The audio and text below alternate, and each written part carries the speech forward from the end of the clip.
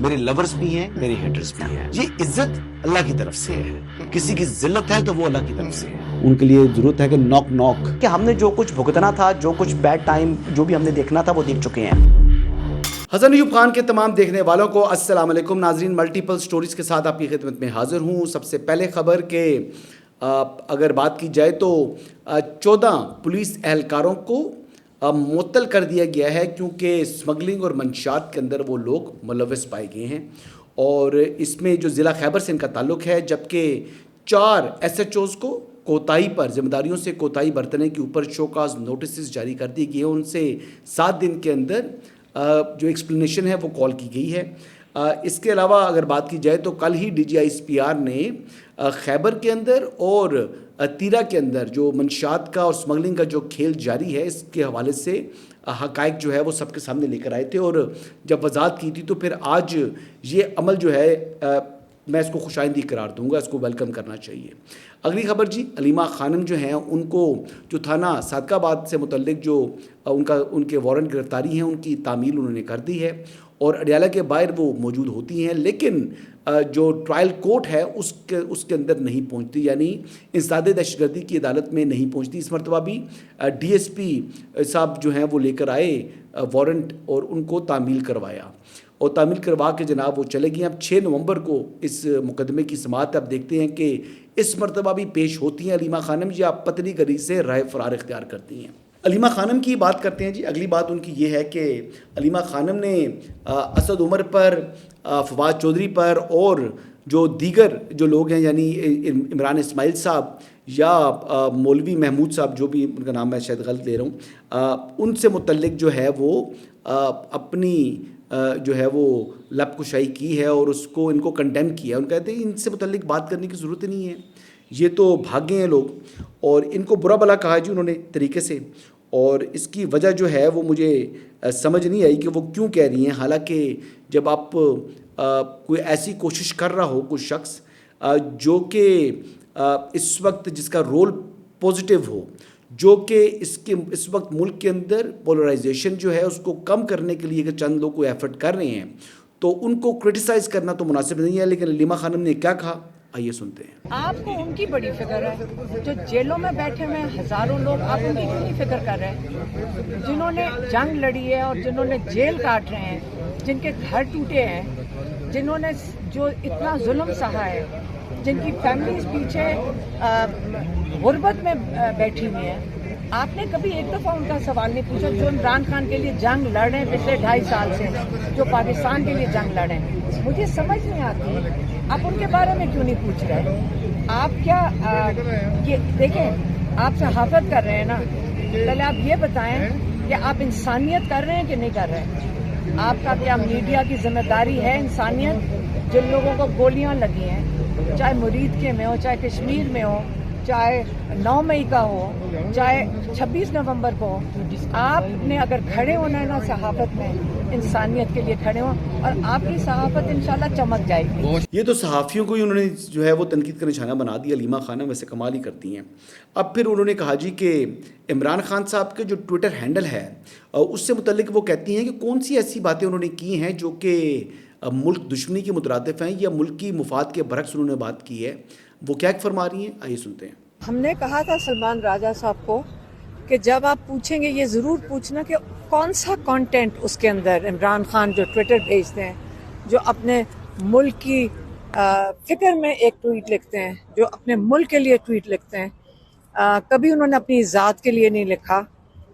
مجھے ایک چیز ان کے کانٹینٹ میں بتا دیں جو اپنے ملک کے خلاف ہو. اچھا، یہ تو باتیں علیمہ خانم کی آپ نے سنی. یہ علیمہ خانم جو ہیں وہ انگلی کے پیچھے سورج کو جو ہے وہ چھپانے کی کوشش کرتی ہیں، لیکن آئی فیل ٹو انڈرسٹینڈ کہ وہ کیا عزائم رکھ رہی ہیں. وہ چاہتی ہیں کہ عمران احمد نیازی جو کہ اڈیالہ کے چانسلر ہیں، ان کو جو ہے وہ مزید ان کی مشکلات میں اضافہ ہو. جبکہ میں پہلے ہی بھی کہہ چکا ہوں کہ عمران احمد نیازی صاحب اس وقت عدالت سے سزا یافتہ مجرم ہیں اور نیب عدالت کی جانب سے ان کو یعنی 14 سال کی سزا ہو چکی ہے اور اس وقت وہ اڈیالہ جیل کے اندر قید ہیں. اب عمران احمد نیازی کی اس وقت جو لیگل سٹیٹس ہے وہ ایک مجرم کا ہے. اب وہ مجرم شخص جو ہے وہ پاکستان کی سیاست میں حصہ نہیں لے سکتا, لیکن ان کو اس سٹیٹس کا جو ہے وہ بھرپور فائدہ کسی کو اگر مل رہا ہے تو وہ علیمہ خانم ہے.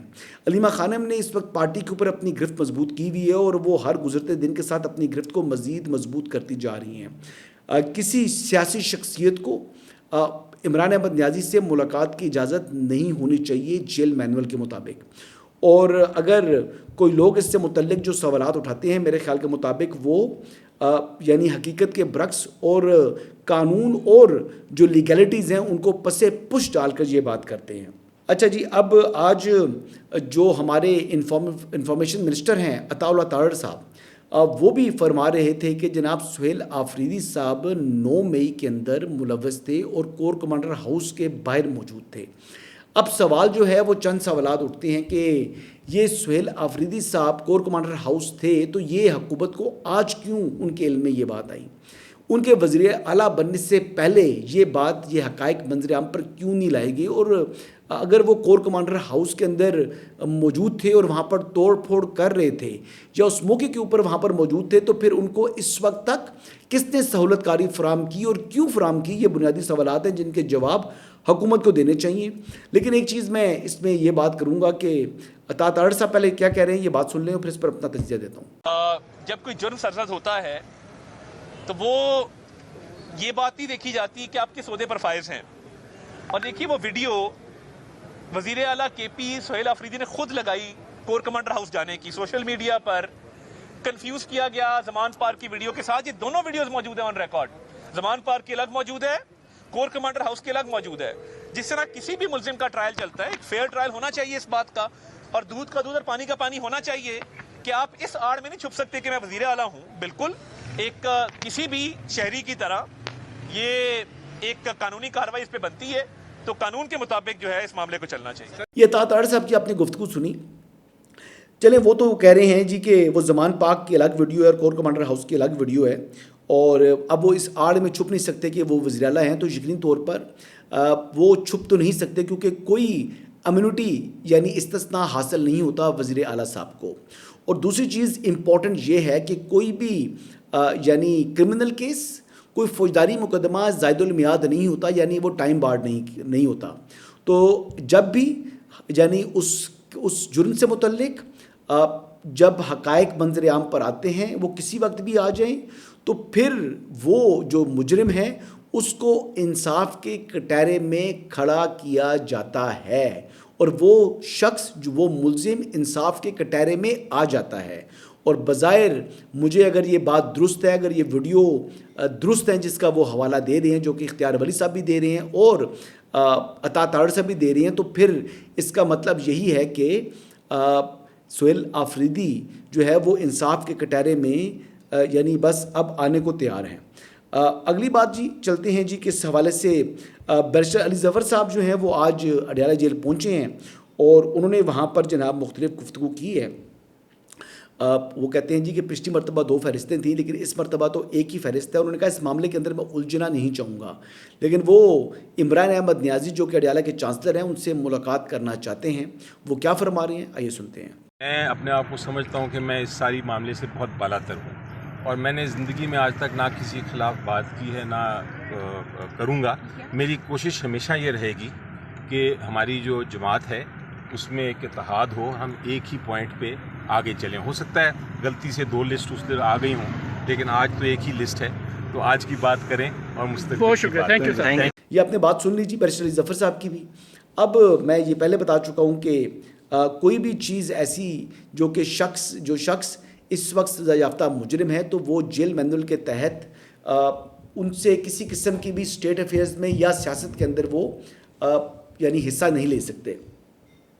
لیکن بہرحال جی ان کو جتنی ماضی کے اندر سہولت کاری ملتی رہی ہے عمران احمد نیازی صاحب کو, جن کو قیدی نمبر 804 کہتے ہیں تحریک انصاف والے, اور ان کے مخالفین ان کو قیدی نمبر 420 قرار دیتے ہیں.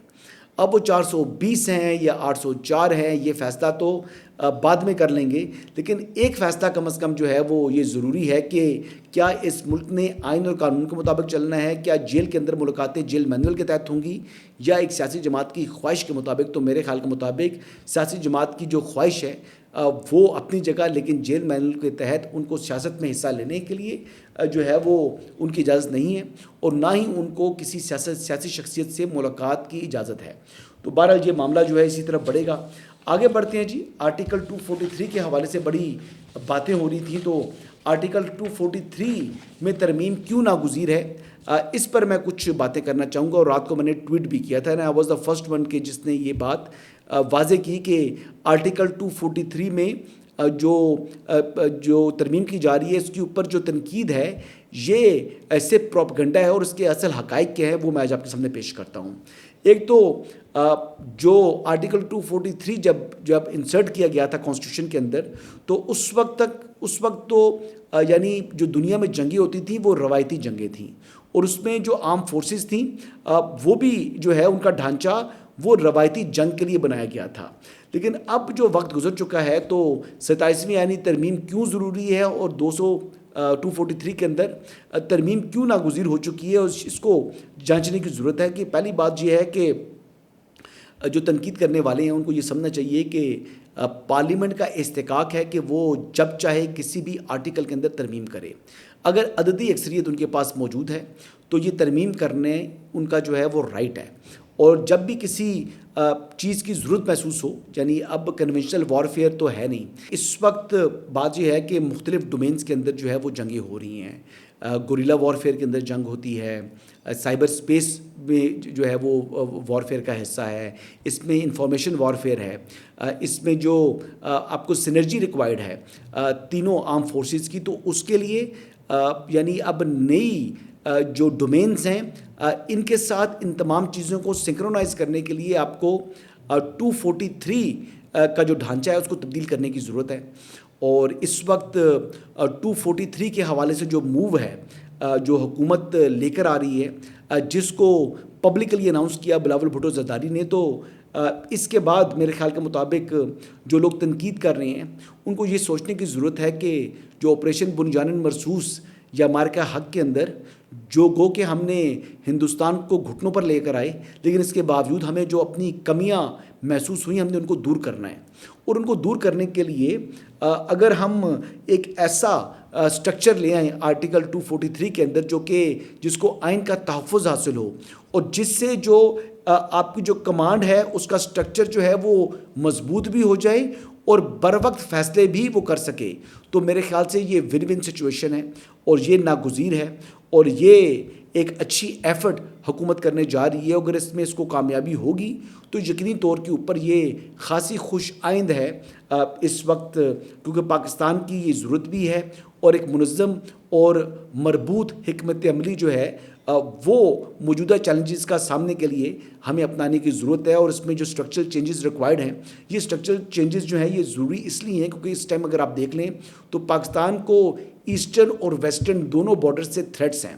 تو اس ٹائم اگر ہم کوئی بھی کمی کوتاہی اگر ہم چھوڑیں گے تو اس کا خدا نخواستہ پاکستان کو نقصان ہو سکتا ہے. اور میں یقین سے یہ بات کرتا ہوں کہ تمام سیاسی جماعتیں محب وطن ہیں، اور جو ملک کے دفاع کے لیے اور پاکستان کے جو دفاع ہے اس کو ناقابل تسخیر بنانے کے لیے جو ضرورت کی چیزیں ہیں وہ کرنے کے لیے یہ اپنا جو ہے وہ ساتھ یہ جماعتیں تمام دیں گی.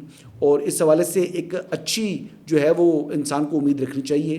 بہرحال فیصلہ تو پھر بھی یہ ہماری سیاسی جماعتوں نے کرنا ہے، لیکن مسلح افواج جو ہے وہ نئے دور کے اندر کثیر الجہتی خطرات بھی ہیں، اور چیلنجز کے مطابق ان کو ہم آنگ ہونے کی بے حد ضرورت ہے. یہی آج کے اپڈیٹس ہیں جی. انشاءاللہ دوبارہ آپ کی خدمت میں حاضر ہوں گا. اجازت دیجیے گا. اللہ حافظ.